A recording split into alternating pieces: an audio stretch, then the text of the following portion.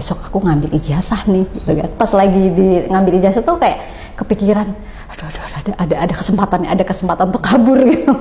Nah jadi pas sampai rumah ceritanya tante aku tuh mau pamit, saya malah ngambil plastik, saya isi baju yang ada di depan saya aja. 3 baju saya ingat banget, saya izin sama ayah saya.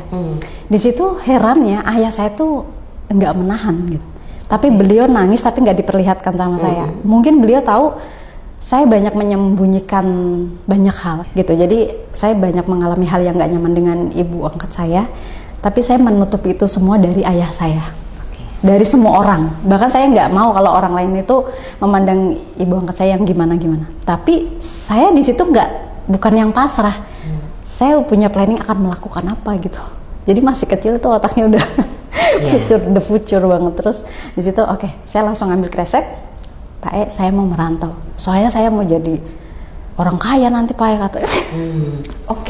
Jadi sudah terucap kepada ayah bahwa di usia yang baru 11 tahun itu saya mau merantau, saya harus jadi orang kaya. Saya mau jadi orang kaya, nanti rumah Pak jadi bagus nanti kalau ngizinin saya. Jadi kayak anak kecil bujuk ayahnya. Nanti rumahnya aku bangun gini-gini pakai gini. Tapi dia tuh nggak mengucap satu kata pun.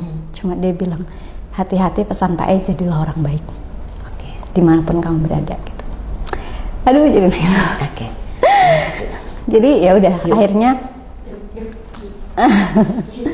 nggak, emang kalau udah ke situ orang tua ini ya melo ya. Thank you.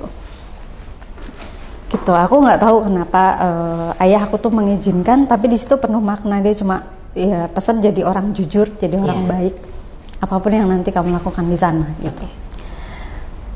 Nah saya nggak peduli ibu sambung aku ngizinin atau nggak di situ. Aku butuh izin dari ayah aku aja. Kemudian saya pegang erat tangan tante aku karena ibu tadi aku tidak mengizinkan kan itu. Nah akhirnya tante aku tuh bingung. Kenapa kamu ikut, nanti gimana kan tante aku juga di sana bukan orang yang berkelebihan gitu. Akhirnya karena tante ngeliat aku genggamannya erat banget, oke ayo kita berangkat. Akhirnya berangkat, saya nggak berani menatap ibu aku gitu ya, saya cuman lihat ayah aku, dia nangis tapi dia selalu ngumpetin. Ya udah akhirnya saya nekat ke Jakarta. Sampai di Jakarta tante aku akhirnya didudukin, kamu mau ngapain?